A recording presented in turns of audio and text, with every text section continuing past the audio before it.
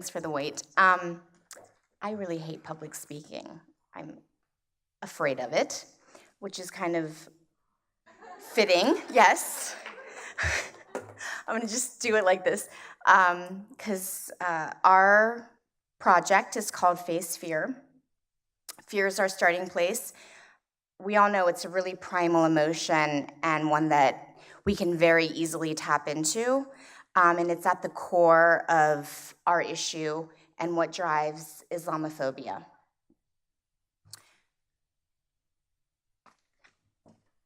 So what we wanted to do was think about how we can kind of meet our target audience where they are, and obviously create empathy. Creating empathy is one of the main goals, and one of the things we discussed is that being able to tap into this universal emotion that kind of goes beyond a place of judgment, because we all have fears, and those fears are going to be from the side of the sort of the perpetrator of the Islamophobia and also the victim of the Islamophobia.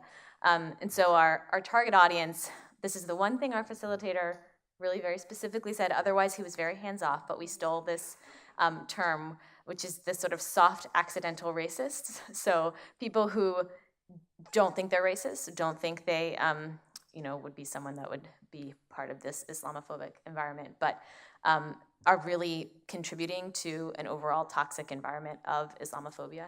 So just to give a little bit of context, 49% of Americans think at least some US Muslims are anti-American. 47% of US adults say that they do not know personally a Muslim. So our goal in kind of looking at that, we're talking about how do we use fear and challenge that fear so people can kind of reflect on their own fears and see the parallel fears in someone that they think of as different, and also see maybe how they are contributing to the fear of that other person. Let's see. Yeah. Next, right? Yeah. So this is okay. Okay, so this is, it will be like an immersive web-based experience, and this is our landing page. And we purposely wanted to keep it kind of shrouded in mystery. I don't know. So we're going to call it Face Fear, and the goal of it is to confront fear around Islamophobia, but that wouldn't specifically be on our page.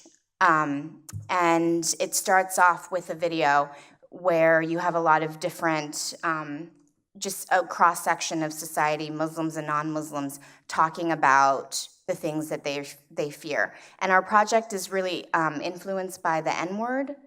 And what was the other project?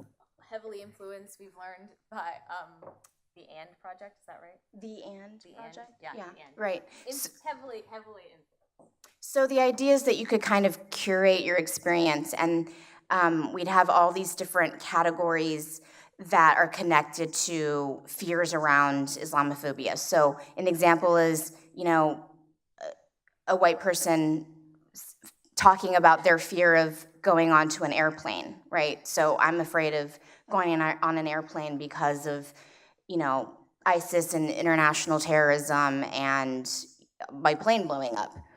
And that video would be juxtaposed with a Muslim person talking about their fear of going on to an airplane. And you could potentially see both the similarities. Maybe they have that fear as well, right? Because we all fear that. But also the fear of, being personally profiled, or just the discomfort of being in a space where people think you're a terrorist when you're just a normal human being.